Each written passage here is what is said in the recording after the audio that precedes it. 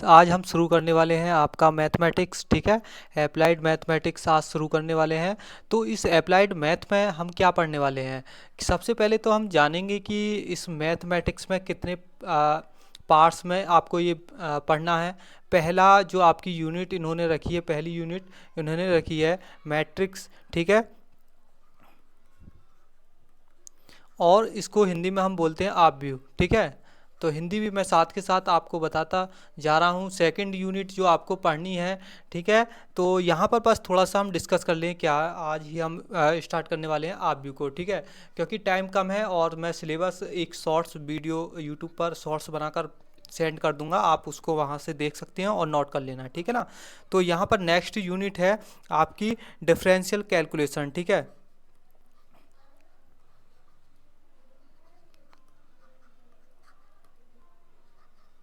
ठीक, CALCULS calculus. ठीक है, तो नेक्स्ट है आपका जो तीसरी यूनिट आपको पढ़नी है। तीसरी यूनिट का नाम है डिफरेंशियल कैलकुलस सेकंड। ठीक है, यही सेम है और ये सेकंड पार्ट है। ठीक है, और नेक्स्ट है आपकी जो आपको पढ़ना है, ये है आपका इंट्रीगल इंट्रीगल कैलकुलस सेकंड। ठीक है, ये आपको पढ़ना है। नेक्स्ट आपका जो फिफ्थ यूनिट है, ये है प्रोबेबिलिटी। ठीक है, प्रोबेबिलिटी। ठीक है, इसको हिंदी में बोलते हैं प्रायिकता। ये हमें पढ़ना है, मतलब कुल मिलाकर आपको 5 यूनिट पढ़नी है, पहली, दूसरी, तीसरी, चौथी और पांचवी। सबसे पहले हम यहाँ से शुरुआत करने वाले हैं आपव्यू से, उसके बाद आपका ये वाला चैप्टर, फिर उसके बाद थर्ड यूनिट, फिर उसके बाद फोर्थ यूनिट और उसके बाद फिफ्थ यूनिट। तो हम यहाँ पर सभी यूनिट्स को आपको कराएंगे अच्छे से। सो गाइस, बस यहाँ पर मेरी एक रिक्वेस्ट रहेगी और उस रिक्वेस्ट में ये है कि आप इस वीडियो को ज़्यादा से ज़्यादा शेयर करेंगे। सो गाइस, आप इसको रिक्वेस्ट समझिए। ठीक है, मेरी कि आपको वीडियो शेयर करनी है, क्योंकि जब आप वीडियो शेयर करोगे ज़्यादा से ज़्यादा, तो सबसे ज़्यादा स्टूडेंट यहाँ पर होने चाहिए। क्यों? उसका रीज़न ये है कि मैं आपको साथ के साथ एक्सरसाइज देता चलूँगा। उसमें ये होगा कि एक्सरसाइज में कौन सा क्वेश्चन आपसे नहीं होता है, तो उसको मैं साथ के साथ बताता चलूँगा। ठीक है ना, तो जल्द से जल्द सभी स्टूडेंट्स को जोड़ें। ओके, तो शुरू करते हैं यहाँ पर आज आपका आपव्यू। आपव्यू का थोड़ा सा इंट्रोडक्शन जान लेते हैं कि आपव्यू होता क्या है। ठीक, और देखो, आपने फर्स्ट सेमेस्टर में आपने सारणी पढ़ी होगी, तो ये थोड़ा सा सारणी से अलग है। सबसे पहले सारणी में क्या होता था कि जो उसका एक पार्ट्स था, ठीक है, उसमें इस तरीके से आपकी एक सारणी हुआ करती थी, जैसे 1 2 3 4 5 6 7 8 9, इस तरीके से थे। उसमें भी रो थी और कॉलम थे। ठीक है, ये तो आपकी हो जाती है रो। ठीक है, इस तरीके से, और नीचे की ओर ये आपका बन जाता है कॉलम। ठीक है, ये रो होती है। ठीक है, रो, और ये होती है आपकी कॉलम। ठीक है, इसको नोट कर लें। यहाँ पर ये रो होगी और ये कॉलम होगा। ठीक है, समझ में आ गया। अब नेक्स्ट यहाँ पर मैं बात करूँ आपव्यू की। आपव्यू इससे पूरा डिफरेंस है। डिफरेंस क्या है कि उसका जो चिन्ह होता है इस तरीके से होता है। ठीक है, इसमें ये पूरा निश्चित नहीं है कि ये जो आपकी रो और कॉलम है ये निश्चित हों। ठीक है, यहाँ पर रो और कॉलम निश्चित हों, ये कुछ कंफर्म नहीं कह सकते, क्योंकि इसमें जो रो होती है वो कम भी हो सकती हैं और कॉलम भी कम हो सकता है। मतलब जो आर है वो इजिकल टू कॉलम के बराबर नहीं होगी। ठीक है, और आर बराबर सी हो भी सकती है। इसमें दोनों ही केस होते हैं, केस फर्स्ट, केस सेकंड। ठीक है, दोनों ही केस यहाँ पर आपको देखने को मिलेंगे, तो आप समझ जाना। इसका सबसे पहले सिंबल ये है कि सिंबल इस तरीके का होगा या इस तरीके से होगा, ये ब्रैकेट से या इस तरीके से होगा यहाँ पर, तो आप ब्रैकेट से ही समझ जाएं। ठीक है, लेकिन यदि सारणी की पहचान करनी हो तो सारणी ये होती है और उसके रो और कॉलम बराबर आपको मिलेंगे। ठीक है ना, तो यहाँ पर आप समझ गए हैं कि आपव्यू क्या होता है। ठीक है, आपव्यू आपको अच्छे से समझ में आ गया होगा।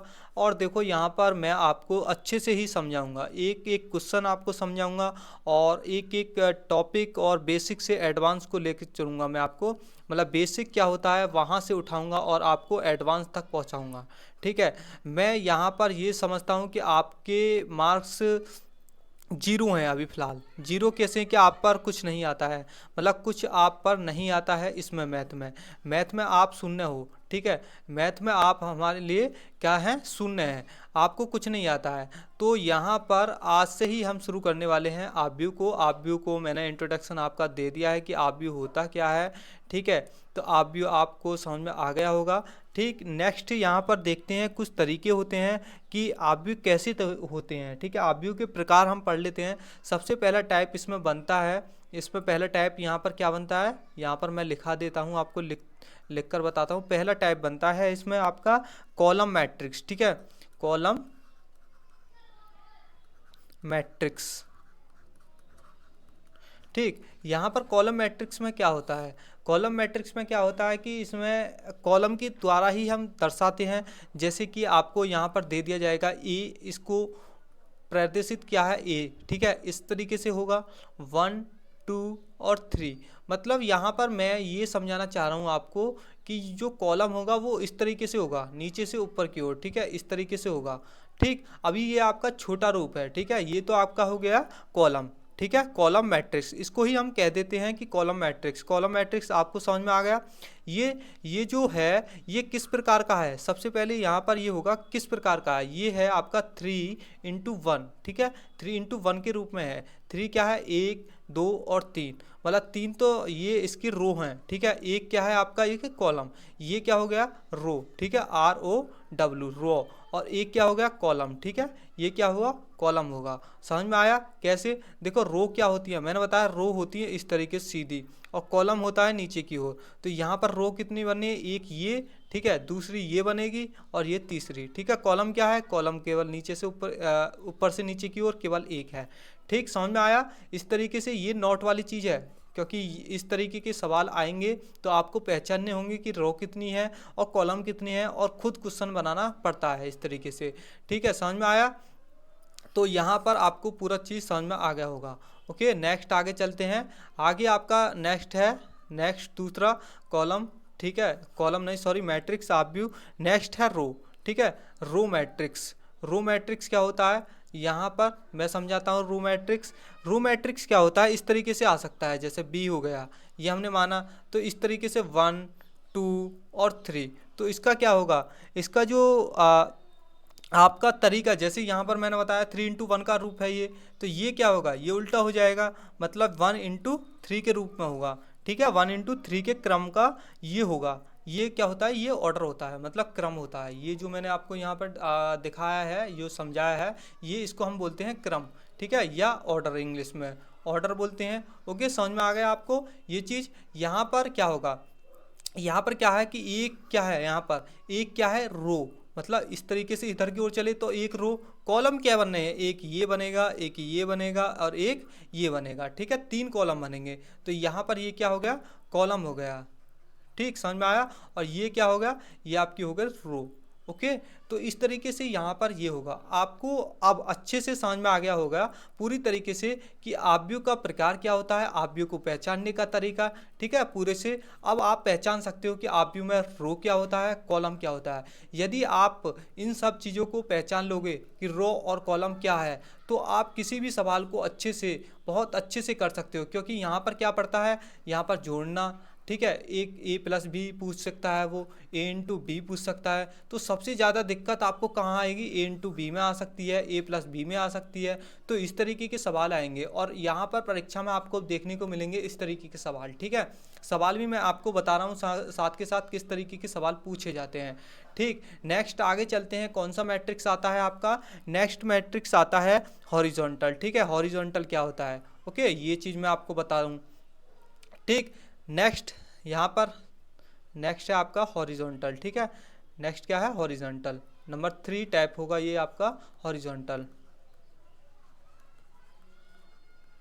Horizontal matrix. ठीक है, हॉरिजॉन्टल मैट्रिक्स, ये क्या होता है, मतलब क्षैतिज, हिंदी में बोलते हैं इसको क्षैतिज आव्यूह। ठीक है, हिंदी में क्या बोलते हैं इसे, क्षैतिज आव्यूह। इसका क्या तरीका होता है, मैं समझाऊँ आपको। जैसे A बराबर कोई चीज़ है, मतलब इस तरीके से इसका चिन्ह हो गया 1 2 और 3, इसको हम कर सकते हैं 4 5 6।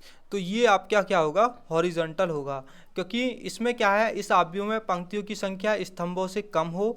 तो इसमें क्या होगा, जब आपकी जो आपकी रो है, जैसे कि रो, ठीक है, रो और कॉलम, ठीक है, कॉलम इनसे कम हो, ठीक है, ठीक है, इससे कॉलम से कम हो, रो मतलब पंक्ति कॉलम से कम हो, तो उसको हम बोल सकते हैं हॉरिजॉन्टल मैट्रिक्स। समझ में आया कैसे? देखो यहाँ पर रो गिनो सबसे पहले, तो रो कितनी है इसमें, एक, ठीक है, दो, तो यहाँ पर समझ में आया, एक और दो, ठीक। नेक्स्ट, अब देखो यहाँ पर नेक्स्ट में चलता है, चलते हैं यहाँ पर नेक्स्ट नीचे, ये क्या है, पहला कॉलम, ठीक है, ये क्या हुआ आपका दूसरा कॉलम, ये क्या हुआ आपका तीसरा कॉलम।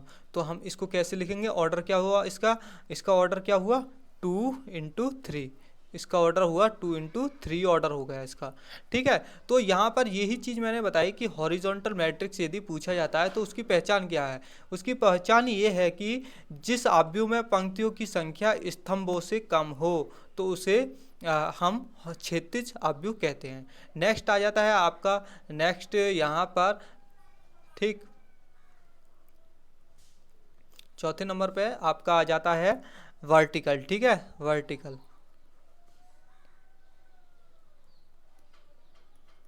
वर्टिकल, ओके, मतलब इसको हम हिंदी में बोलते हैं ऊर्ध्वाधर, ऊर्ध्वाधर, ऊर्ध्वाधर कैसा होता है इसको हम मैं समझाऊं, इसका उल्टा देखो, उल्टा, ठीक है, यहाँ पर इसका उल्टा हो गया, ये 1 2 3 4 5 और 6 इस तरीके का कोई आव्यूह है, ठीक है, इस तरीके का।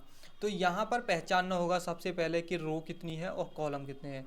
तो यहाँ पर रो कितनी है, 1 2 और ये 3, और यहाँ पर पहचानो कि कॉलम कितने हैं, तो कॉलम कितने होंगे वो देखो, एक कॉलम, ठीक है, नीचे से दूसरा कॉलम, ठीक है। तो यहाँ पर क्रम किस तरीके का है, तो इसमें ये आपका बनेगा 3 × 2, मतलब 3 तो यहाँ पर पंक्ति होंगी आपकी, मतलब रो होंगी, ठीक है, रो, और यहाँ पर 2 आपके होंगे कॉलम, ठीक है, समझ में आ गया। तो इस तरीके की देखो, यहाँ पर बेसिक से मैं आपको बता रहा हूँ, बेसिक से, ओके, डायरेक्ट मैं आपको एडवांस पर नहीं ले जाऊँगा कि डायरेक्ट एक्सरसाइज शुरू करूँ, ठीक है। तो क्योंकि यहाँ पर जो कमज़ोर स्टूडेंट होते हैं तो उनके लिए फ़ायदा होना चाहिए, ओके। तो कमज़ोर स्टूडेंट भी, मैं ये दावा कर सकता हूँ, जो बिल्कुल बेकार स्टूडेंट होते हैं ना, मैथ का एम नहीं आता, ठीक है, वो भी यहाँ पर मैं कह सकता हूँ कि वो भी इस मैट्रिक्स को सीख लेंगे, और यहाँ पर 12 से 15 के बीच में आपके पेपर में ये देखने को मिलेगा, 12 से 15। तो पास कितने पर होता है, 17 पर स्टूडेंट, ठीक है। तो केवल 2 मार्क्स चाहिए, 2 मार्क्स के लिए मैं 2 क्वेश्चन ऐसे बता दूंगा 5-5 नंबर के, वो 100/100% आते हैं, ठीक है, तो वो पास हो जाएगा, ठीक है। जो मैथ का एम नहीं जानता है, लेकिन उसको बने रहना पड़ेगा हमारे चैनल पर, और अच्छे से समझना पड़ेगा आव्यूह वाला चैप्टर, बाकी चैप्टर भी समझने होंगे, क्योंकि जो ये 2 क्वेश्चन है बाकी चैप्टर से रिलेटेड है, ठीक है। जब आप बाकी चैप्टर को समाप्त कर लोगे तो अच्छे से उन क्वेश्चंस को भी समाप्त करोगे, और अच्छे से वो क्वेश्चंस आ जाएंगे, ठीक है, समझ में आया। तो यहाँ पर आप सभी चीज़ समझ में आ गए होंगे, ठीक है। नेक्स्ट आगे चलते हैं, ओके, इसको मैं इरेज कर लेता हूँ, ओके, समझ में आया। नेक्स्ट, नेक्स्ट क्या होगा आपका स्क्वायर मैट्रिक्स, ठीक है। स्क्वायर मैट्रिक्स को समझते हैं कि स्क्वायर मैट्रिक्स होता क्या है, ओके। तो स्क्वायर मैट्रिक्स में क्या होता है, जिस आव्यूह में पंक्ति और स्तंभों की संख्या बराबर हो, मतलब स्क्वायर के रूप में 2/2 के रूप में हम कह सकते हैं, ऑर्डर जो होगा 2/2 के रूप में होगा, मतलब वर्ग बनेगा। तो वर्ग कैसे बन सकता है, जैसे कि मैं यहाँ पर बात करूँ, यहाँ पर पहले लिख दूँ, नेक्स्ट टाइप 5वां है स्क्वायर, ठीक है, स्क्वायर मैट्रिक्स, ठीक है, इसको नोट कर लेना, ठीक है, एक अच्छी सी बुक बना लेना, ठीक है। तो वहाँ पर नोट कर लेना आव्यूह के टाइप लिखकर, ठीक है, स्क्वायर टाइप्स क्या होता है। तो स्क्वायर टाइप में 2/2 का आपका ऑर्डर होगा, तो 2/2 का ऑर्डर बनाओ, एक यहाँ पर आव्यूह बनाओ इस तरीके का। तो कैसे बनाएंगे, मतलब 2 तो रो लेनी है, ठीक है, 2 ही हमें को कॉलम लेने हैं। तो रो सबसे पहले कैसे बनाओगे, 1 2 3 4, मतलब एक रो ये हो गई आपकी, और एक रो आपकी ये हो गई, और कॉलम भी इसमें 2 बन जाएंगे, 1 और 1 2। तो यहाँ पर सिंपल सी तरीके से आपने एक ऑर्डर से एक आव्यूह तैयार कर दिया है, ठीक है। इसी तरीके से आप किसी भी क्रम के, जैसे 5/3 या 4/3 या 2/3 या 4/6 6। इस तरीके से मतलब किसी भी प्रकार का ऑर्डर आपको दे दिया जाए तो आप एक कॉलम को तैयार कर मतलब कॉलम नहीं आव्यूह को तैयार कर सकते हो। ठीक है, समझ में आ गया। नेक्स्ट हम चलते हैं आगे, आपका मैट्रिक्स है। नेक्स्ट यहाँ पर मुख्य विकर्ण सबसे पहले समझ सकते हैं। यहाँ पर मुख्य विकर्ण का एक प्रिंसिपल आता है, मुख्य विकर्ण और इसके अवयव। ठीक है, मुख्य विकर्ण मतलब क्या होता है, डायगोनलिक मैट्रिक्स होता है एक। ठीक है, नेक्स्ट टाइप है आपका एक गिरो डायगोनलिक मैट्रिक्स मतलब विकर्ण आव्यूह। नेक्स्ट है नंबर 6 पर आपको डायगोनल। ठीक है, डायगोनल मैट्रिक्स। ठीक, हिंदी में क्या बोलते हैं इसको, विकर्ण। ठीक है, हिंदी में क्या बोलते हैं, विकर्ण आव्यूह। ओके, साथ के साथ हिंदी वाले स्टूडेंट भी नोट करें, ज़्यादातर मैं हिंदी में ही पढ़ाऊंगा और इंग्लिश वाले स्टूडेंट मैं हेडिंग इंग्लिश में लिखा दूंगा और आप समझ जाना। इसमें हिंदी और इंग्लिश की कोई प्रॉब्लम नहीं होनी चाहिए। ओके, जैसे कि आपके सामने कोई एक मैट्रिक्स किसी भी प्रकार का दे दिया जाए। ठीक है, सपोज यहाँ पर किसी भी प्रकार का नहीं, यहाँ पर हम वर्ग आव्यूह को लेते हैं। ठीक है, कोई एक वर्ग आव्यूह और उसमें मुख्य विकर्ण को छोड़कर शेष अवयव शून्य हो तो उसे विकर्ण आव्यूह कहते हैं। ठीक है, एक यहाँ पर वर्ग आव्यूह में से विकर्ण को छोड़कर शेष जितने भी अवयव, जो जैसे कि मैं यहाँ पर बात करूँ ए बराबर कोई आव्यूह हो, जैसे 1 2 3 4 5 6 7 8 9। ठीक है, इस तरीके का ये एक आव्यूह है। ठीक है, इसमें ये क्या होते हैं, ये अवयव होते हैं आपके, इनको हम बोलते हैं अवयव। ठीक है, समझ में आ गया, जो मैं अवयव शब्द बोल रहा हूँ ये आपके एक तरीके से अवयव होते हैं। क्या होते हैं, अवयव। ओके, समझ में आ गया। ठीक, तो यहाँ पर हम सबसे पहले बात करें विकर्ण। विकर्ण कैसे बनता है, विकर्ण बनता है आपका, यहाँ पर विकर्ण बनेगा आपका इस तरीके से। ठीक है, यहाँ पर मैं आपको समझाऊँ। ठीक है, ठीक है, एक मिनट बस यहाँ पर मैं हटा दूँ। ठीक है, तो यहाँ पर अब यहाँ पर आते हैं, नेक्स्ट कोई अच्छी सी पेन लेते हैं। ओके, समझ में आई जिससे कि आपको, ठीक, ये विकर्ण बनेगा इस तरीके से, ये बीच वाले अवयव। ठीक है, सॉरी ये वाला। ठीक है, ये मतलब यहाँ पर साफ नहीं दिखेगा आपको, एक अच्छा सा अवयव बनाते हैं एक अच्छी तरीके से, 1 2 और 3 4 5 6 7 8 9। ठीक है, तो ये जो विकर्ण होगा आपका इस तरीके से, ये देखो ये वाला, ये क्या होगा आपका विकर्ण, मतलब 1 5 और 4 इस तरीके से, या ये हो सकता है विकर्ण आपका एक। ठीक है, इस तरीके से मतलब विकर्ण होता है डायगोनल। समझ गए आप, तो ये तो आपका हो गया विकर्ण। और बात करते हैं विकर्ण आव्यूह क्या होता है। ओके, जैसे कि मैं यहाँ पर बात करूँ कि किसी भी वर्ग आव्यूह में, ठीक है, किसी भी वर्ग आव्यूह में मुख्य विकर्ण को छोड़कर शेष अवयव शून्य हो। शून्य का मतलब ये है कि डायगोनल मैट्रिक्स की ये शर्त है। ठीक है, क्या शर्त है, शर्त ये है कि उसमें केवल डायगोनल ही अवयव में हो। ठीक है, उससे कोई इफेक्ट नहीं पड़ेगा। जैसे कि सपोज मैं यहाँ पर एक अवयव लेकर चलते हैं। ठीक है, पहला अवयव हमने एक, ठीक है, बाकी ये शून्य या ये शून्य या ये एक या ये शून्य, ये शून्य, ये एक, ये भी शून्य और ये एक। ठीक है, इस तरीके का जो आपका आव्यूह होगा ये एक तरीके से क्या है, आव्यूह। ठीक है, आव्यूह है। और ये क्या है, कितने ऑर्डर का है ये। ठीक है, ऑर्डर क्या है इसका, ठीक, क्या ऑर्डर है।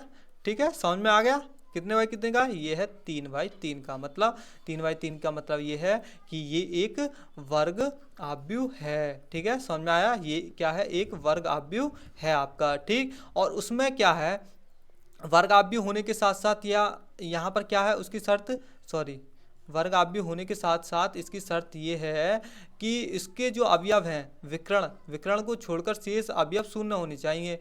तो वो चीज़ तो यहाँ पर है, जैसे कि यहाँ पर विकर्ण क्या होगा आपका ये। ठीक है, तो विकर्ण आपका ये हो गया, ये अवयव शून्य, ये भी शून्य, ये भी शून्य, ये भी शून्य और ये भी शून्य। मतलब एक तो यहाँ पर अवयव ये, एक ये अवयव और एक ये अवयव, तो ये तीनों क्या है, शून्य। तो इसको हम क्या बोल सकते हैं, ये आप क्या हो गया, विकर्ण आव्यूह। ठीक है, इसको हम क्या बोलेंगे, विकर्ण आव्यूह। समझ में आया। आपसे कोई भी पूछ ले कि ये मैं क्यों समझा रहा हूँ, ये पेपर में पूछे जाते हैं कि त्रिभुज आव्यूह क्या है, शून्य आव्यूह की डेफिनेशंस लिखो, इकाई आव्यूह की डेफिनेशंस लिखो उदाहरण सहित। ठीक है, साथ के साथ मैं बोलता चल रहा हूँ कि डायगोनल मैट्रिक्स होता क्या है। एक बार मैं आपको और दोबारा से बताता हूँ कि यदि किसी भी वर्ग आव्यूह में मुख्य विकर्ण को छोड़कर शेष सभी अवयव शून्य हो तो उसको हम विकर्ण आव्यूह कहते हैं। समझ में आया। नेक्स्ट आगे चलते हैं। आगे आपका आप व्यू है, ठीक है। नेक्स्ट इसको मैं इरेज कर लेता हूँ, ठीक। नेक्स्ट है आपका अदिश आप व्यू, ठीक है। क्या है? अदिश आप व्यू। ओके, तो पेन चेंज करते हैं, ब्लैक लेते हैं, ठीक है। नेक्स्ट है 7 नंबर